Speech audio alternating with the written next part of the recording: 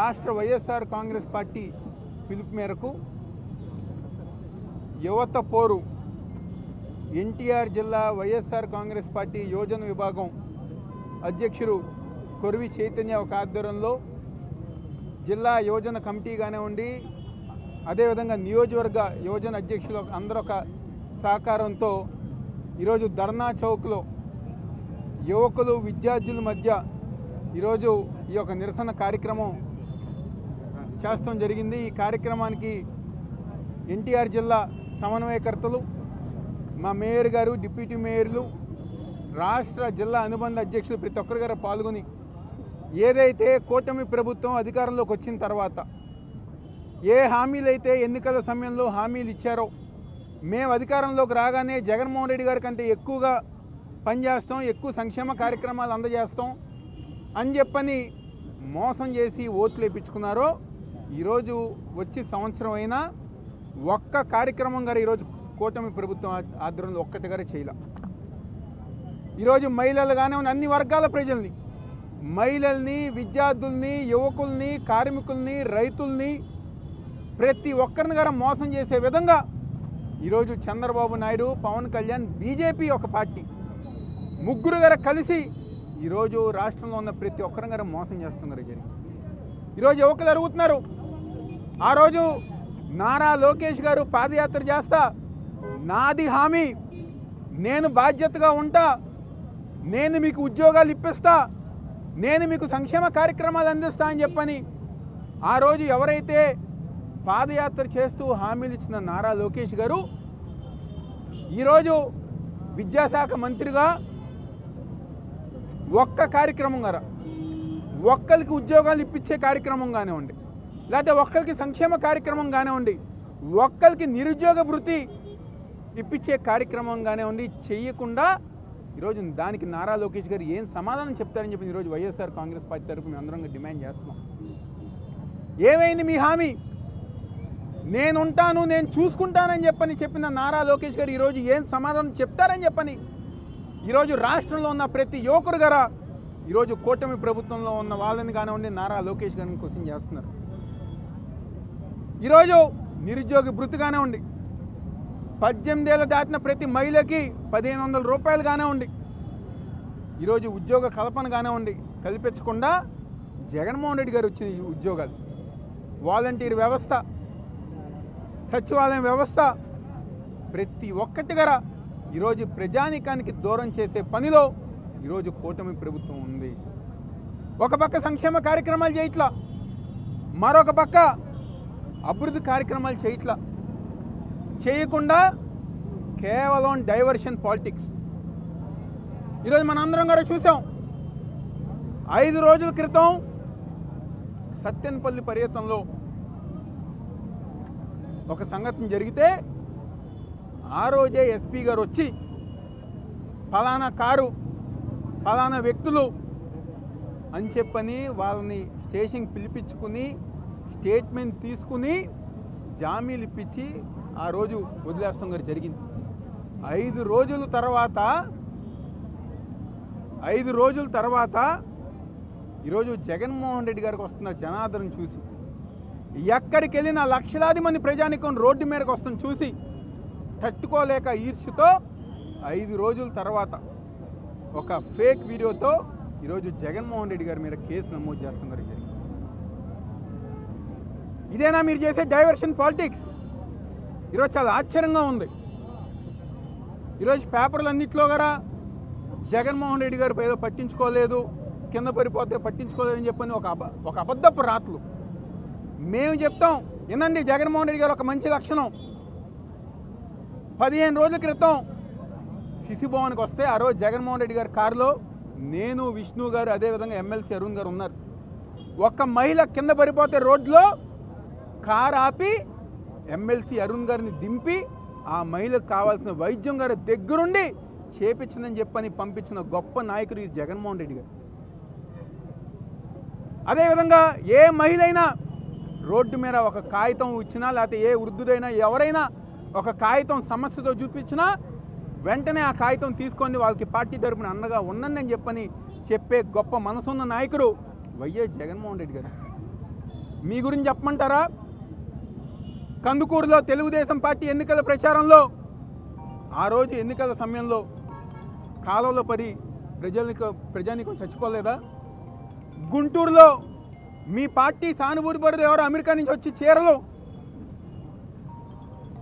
చీరలు పంపిణీ చేస్తే ఆ ఘటనలో మహిళలు చనిపోలేదా? యువగలం పాదయాత్ర ప్రారంభమైన రోజే లోకేష్ గారి వెనకమాలే తారక రత్న గారు గుండెపోటు వచ్చి చనిపోతే హాస్పిటల్ గారు మీరు వెళ్లకుండా ఉన్నారే, ఇవన్నీ ప్రజానికమైన మర్చిపోతారు అనుకుంటున్నారా? జగన్మోహన్ రెడ్డి గారి మీరు అబద్ధపు రాతలు లేకపోతే పిచ్చి రాతలు రాస్తే ప్రజానికమైన నమ్ముతారు అనుకుంటారని చెప్పి ఈరోజు మేమందరం గారు కూటమి ప్రభుత్వాన్ని ప్రశ్నిస్తున్నాం. ఈరోజు మీకు నిజంగా జగన్మోహన్ రెడ్డి గారి కన్నా మంచి పేరు రావాలంటే ఆయన కంటే ఎక్కువ సంక్షేమ కార్యక్రమాలు చేసి చూపించండి, ఆయన కంటే ఎక్కువ అభివృద్ధి కార్యక్రమాలు చేసి చూపించండి.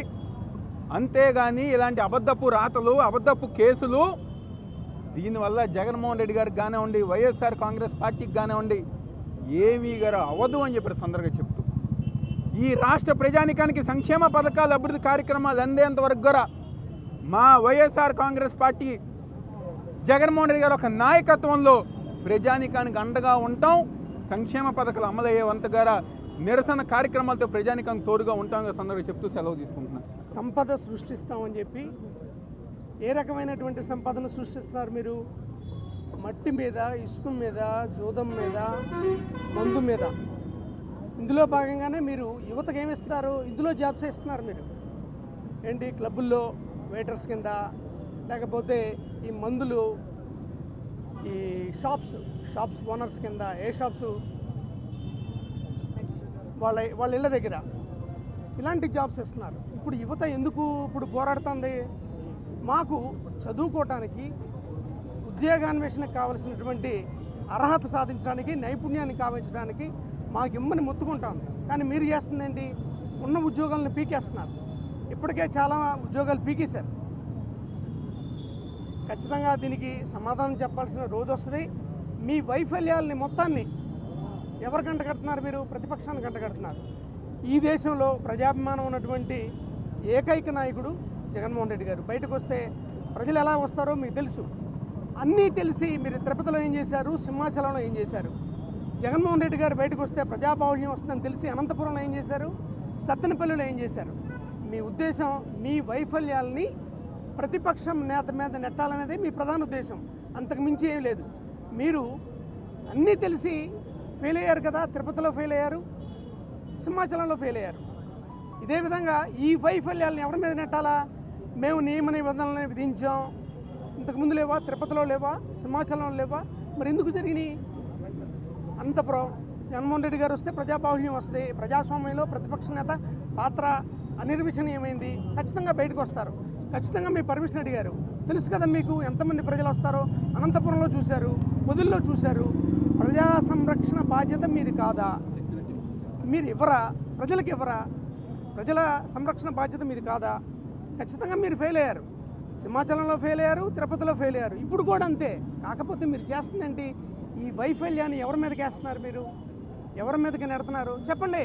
జగన్మోహన్ రెడ్డి గారు మీరు బయటకు వస్తే మేము మీకు రక్షణ ఇవ్వలేము, కాబట్టి మీ రక్షణ మీరు చూసుకోండి, మీకోసం వచ్చే ప్రజల బాధ్యతను కూడా మీరే వహించాలని చెప్పండి.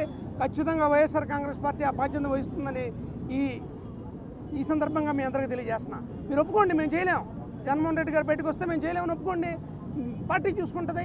వైఎస్ఆర్ కాంగ్రెస్ పార్టీ ఖచ్చితంగా ప్రతి వ్యక్తి సంరక్షణ చూస్తుంది, ఖచ్చితంగా విజయవంతం చేస్తుంది. మీరు ప్రజల్ని మోసం చేసిన తర్వాత ప్రతిపక్ష పార్టీగా మేము చేయాల్సిన పని మేము చేస్తాం. ఖచ్చితంగా మీరు చేయలేమంటే చెప్పండి, ఖచ్చితంగా మా బాధ్యతను మేము స్వీకరిస్తాం. దయచేసి సంపద సృష్టి, మీరు మీ పార్టీకి సంపద సృష్టిలో భాగంగా మీరు ఉద్యోగాలు, ఎలాంటి ఉద్యోగాలు ఇచ్చారో మీరు చూశారు కదా. గవర్నమెంట్ తరఫున ఉద్యోగాలు అన్ని డిపార్ట్మెంట్లు, ఏ డిపార్ట్మెంట్ని వదలలేదు మీరు. మొత్తం వాలంటీర్స్ దగ్గర నుంచి, తర్వాత ఏపీఎంటీసీ నుంచి, బెవరేజ్ కార్పొరేషన్ నుంచి, తర్వాత వెటర్నరీ డిపార్ట్మెంట్ నుంచి ఎంతమందిని తీసేశారు మీరు. కాబట్టి ఖచ్చితంగా మీరు సమాధానం చెప్పుకోవాల్సి వస్తుంది. మీరు మోసం చేసి వచ్చారు, ఈ మోసానికి ప్రతిఫలం చెల్లించుకోవాల్సి ఉంటుందని తెలియజేస్తాను. ఈరోజు వైఎస్ఆర్ కాంగ్రెస్ పార్టీ జగన్మోహన్ రెడ్డి గారు ఇచ్చినటువంటి పిలుపు మేరకు యువత పోరు ఈ కార్యక్రమాన్ని ఎన్టీఆర్ జిల్లా సంబంధించి అధ్యక్షులు వారందరూ కూడా ఈ కార్యక్రమాన్ని ఏర్పాటు చేయడం అవినాష్ గారు అలాగే మేమందరం కూడా ఈ కార్యక్రమంలో పాల్గొన్నాం. యువతని నిర్వీర్యం చేసి యువతని మోసం చేసినటువంటి పరిస్థితి ఈరోజు రాష్ట్రంలో కనబడతా ఉంది. ఎందుకంటున్నామంటే ఎన్నికల్లో చెప్పారు అధికారం కోసం జగన్మోహన్ రెడ్డి గారి కన్నా ఎక్కువ ఇస్తాము అని అన్నారు. ప్రతి జనవరిలోనూ జాబ్ క్యాలెండర్ ప్రకటిస్తాము అని చెప్పారు. మెగా డిఎస్సి అని చెప్పారు. ఏది జాబ్ క్యాలెండర్, ఏది జాబ్ క్రియేషన్, ఏది ఆంధ్రప్రదేశ్లో అని చెప్పి ఈ సందర్భంగా లోకేష్ గారిని చంద్రబాబు నాయుడు గారిని అడుగుతా ఉన్నాం. యువతకి సంబంధించి మీరు ఇచ్చినటువంటి హామీలు, ఉద్యోగం ఇస్తాము, 20 లక్షల ఉద్యోగాలు ఇస్తాము అని అన్నారు.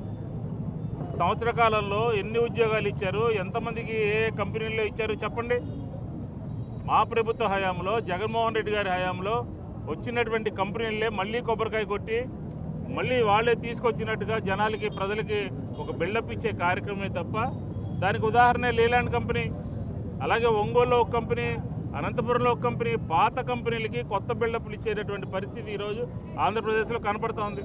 ఒక వైట్ పేపర్ ప్రకటించండి, ఎంతమందికి ఉద్యోగాలు ఇచ్చారు, ఎన్ని కంపెనీలు వచ్చినాయి, ఏంటి అనే విషయాన్ని.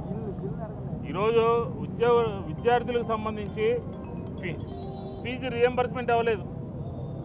6 త్రైమాసికాలు పెండింగ్ ఉన్నాయి. కాలేజీల దగ్గర విద్యార్థులకు సమస్యలు ఎదురవుతూ ఉన్నాయి. దాన్ని క్వశ్చన్ చేస్తే ఫీజు రియంబర్స్మెంట్ ఇవ్వండి అని అంటే, అలాగే నిరుద్యోగ యువకులకి నిరుద్యోగ భృతి ఇమ్మనంటే, అలాగే ఉద్యోగస్తులకు సంబంధించినటువంటి రాష్ట్ర ప్రభుత్వం ఉద్యోగస్తులకు సంబంధించినటువంటి కార్యక్రమాలు పెండింగ్ ఉన్నాయి, ఎన్నికల మేనిఫెస్టోలో చెప్పినటువంటి అంశాలన్నీ ఉన్నాయి, దానికి ఇవ్వండి అని అంటే ఏ మాత్రం కూడా సమాధానం చెప్పరు. జగన్మోహన్ రెడ్డి గారు పదే పదే ఈ ప్రభుత్వాన్ని క్వశ్చన్ చేస్తూ ఉన్నారు.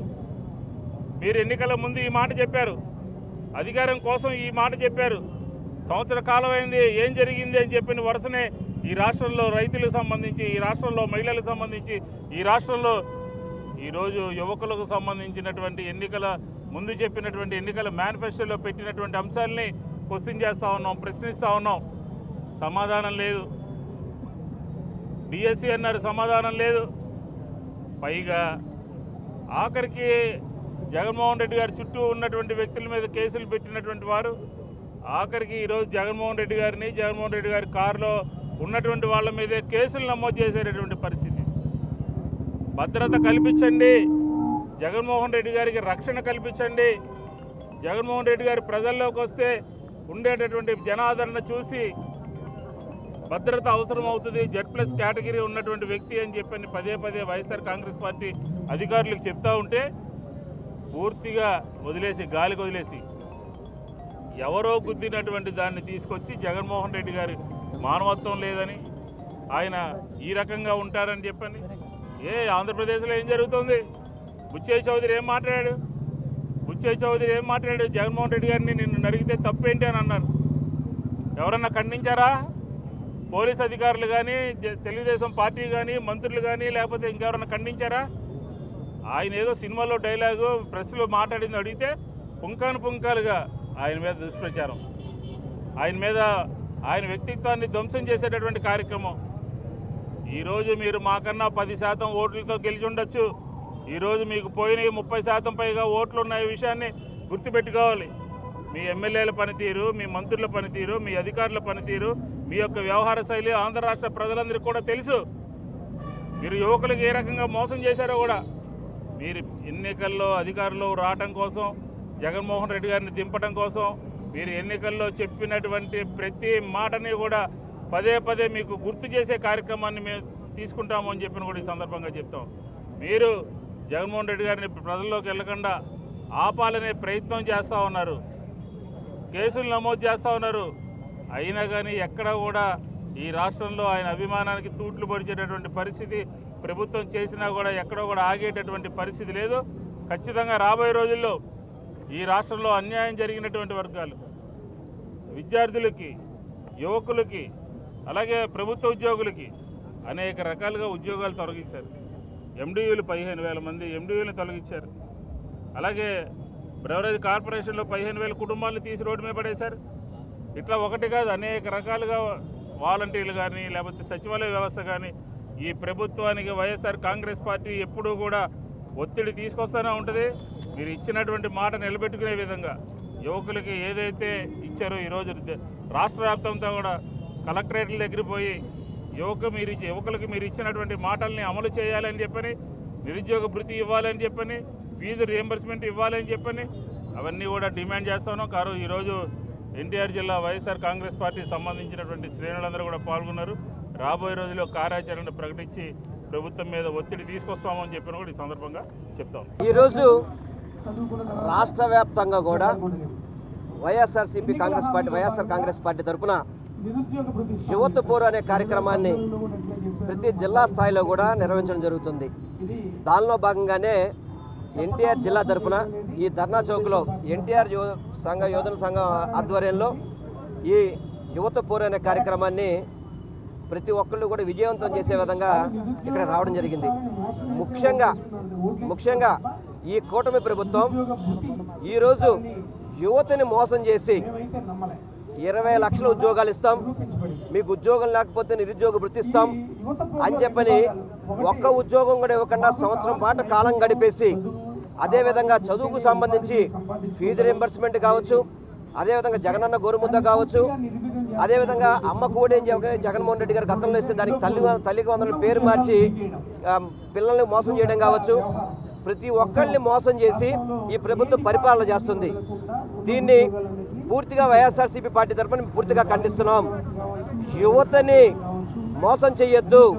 ఎందుకంటే నారా లోకేష్ గారే విద్యాశాఖ మంత్రిగా ఉండి కనీసం చదువుకి ప్రాధాన్యత ఇవ్వకుండా, పిల్లలకి సరైన చదువు చెప్పే విధంగా కాకుండా పిల్లలకి ఫీజు రింబర్స్మెంట్ కానీ ఇంత బకాయిలు ఉంటే నారా లోకేష్ గారు ఏం చేస్తున్నారు? నారా లోకేష్ గారు ఆయన శాఖ తప్ప మిగతా అన్ని శాఖల మీద ఎక్కువ పని చేస్తారు తప్ప విద్యాశాఖని కనీసం పట్టించుకోకుండా నిర్వహణ చేసిన మంత్రి ఎవరు ఉన్నారంటే అది నారా లోకేష్ గారు అని చెప్పి తెలియపరచుకుంటున్నాం. ఈ కూటమి ప్రభుత్వం ఆ వైఫల్యాలను కప్పిపెట్టడానికి ఈరోజు జగన్మోహన్ రెడ్డి గారి మీద తప్పుడు కేసులు పెడదాం, వైఎస్ఆర్సీపీ నాయకుల మీద తప్పుడు కేసులు పెడదాం, వాళ్ళు అరెస్ట్ చేద్దాం, వైఎస్ఆర్సీపీ పార్టీని భూస్థాపితం చేద్దామని పనిచేయడం తప్ప ఎక్కడ కూడా ఒక క్రమశిక్షణగా సంక్షేమ పథకాల అమల్లో కానీ అభివృద్ధిలో ఈ ప్రభుత్వం కూటమి ప్రభుత్వం ఫెయిల్యూర్ అని తెలియపరుచుకుంటూ, ఎందుకంటే నిన్న సత్తెనపల్లి కార్యక్రమమే చెప్తాం, జగన్మోహన్ రెడ్డి గారు మొన్న సత్తెనపల్లి పర్యటనకి వెళ్తే ఆ రోజేమో ఎస్పీ స్వయంగా చెప్పాడు అది వేరే కారు యాక్సిడెంట్ చేసింది అని చెప్పని వాళ్ళని అదుపులో తీసుకోవడం, వాళ్ళకి బెయిల్ ఇచ్చి పంపించడం కూడా జరిగింది. కానీ 2 రోజుల నుంచి వాళ్ళు ఏది పడితే అది క్రియేట్ చేసి చంద్రబాబు నారా లోకేష్ ఒత్తిడి మేరకు సాక్ష్యాలను తారుమారు చేసి ఇది జగన్మోహన్ రెడ్డి గారే చేశారు, ఆయన కారే జరిగిందని చెప్పే విధంగా సాక్షాత్తు మాజీ ముఖ్యమంత్రి మీద కేసు పెట్టే విధంగా ఈ ప్రభుత్వం పనిచేస్తుందంటే ఎంతటి దుర్మార్గపు ప్రభుత్వం పనిచేస్తుందో మనం అర్థం చేసుకోవాలా.